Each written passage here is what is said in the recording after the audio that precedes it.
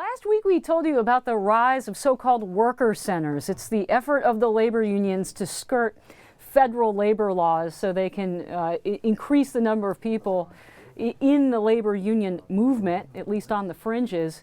And now there's another big change that we're set to tell you about. I've got assistant editorial page editor James Freeman on the AFL-CIO convention. Yes. So there's a new outreach, James, to whom?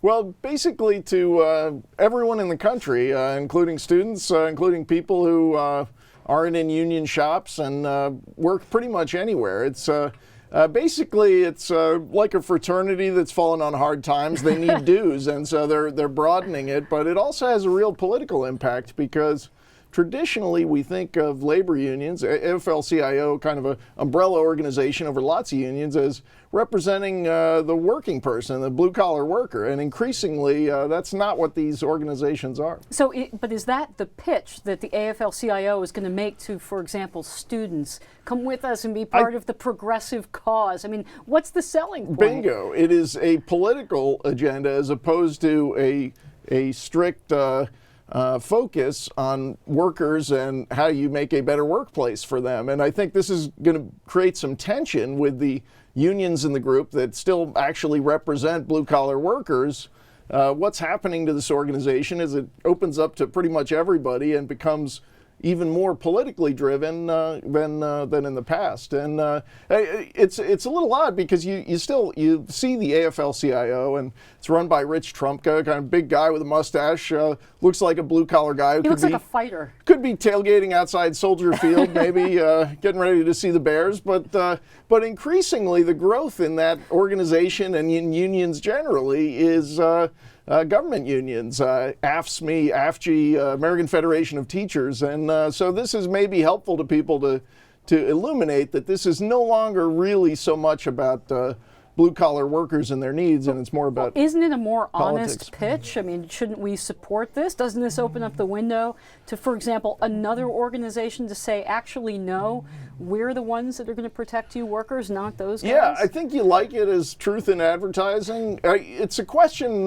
whether at some point they lose their impact, though, because if this is a broad left-wing Democratic organization, why is it separate from the Democratic Party? And what is the point of having this other organization? Because I don't think they want to eventually be their own party and run their own candidates. Maybe I'm wrong about that. So I wonder if they don't really tarnish their brand as they explicitly redefine it away from what people have traditionally thought. What do you rate the chances of success here? Because if I'm, for example, a student just graduating college this year, and I look at this job market, I mean, I might not even get a job, much less need a union to represent me. I mean, this is a tough economy. First you'd want a paycheck before. Well, the answer is the odds are not good because you look at the history, unions are in trouble. This is an act of desperation. We had a graphic people can see on our website now just showing the erosion in union membership in the American workforce over the last 3 decades. About less than a minute left. I do want to make clear, though, that we're not against labor unions on the editorial page. Of course.